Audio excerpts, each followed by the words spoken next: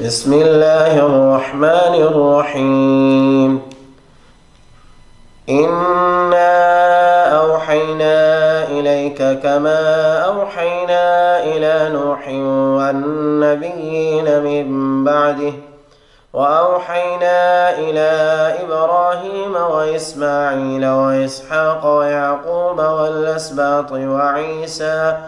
وعيسى وأيوب ويونس وهارون وسليمان وآتينا داود زبورا ورسلا قد قصصناهم عليك من قبل ورسلا لم نقصصهم عليك وكلم الله موسى تكليما رسلا مبشرين ومنذرين لئلا يكون للناس على الله حجة بعد الرسل وكان الله عزيزا حكيما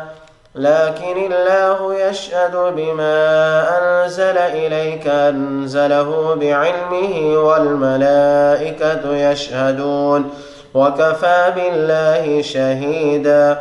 إن الذين كفروا وصدوا عن سبيل الله قد ضلوا ضلالا بعيدا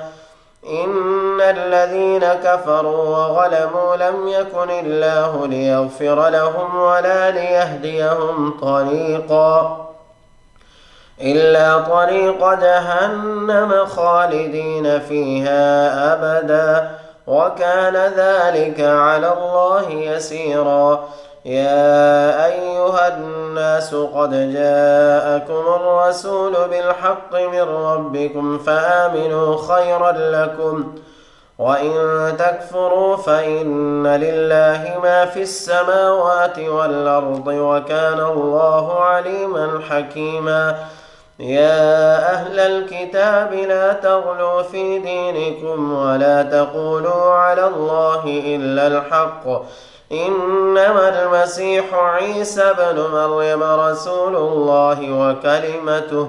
ألقاها إلى مريم وروح منه فآمنوا بالله ورسله ولا تقولوا ثلاثة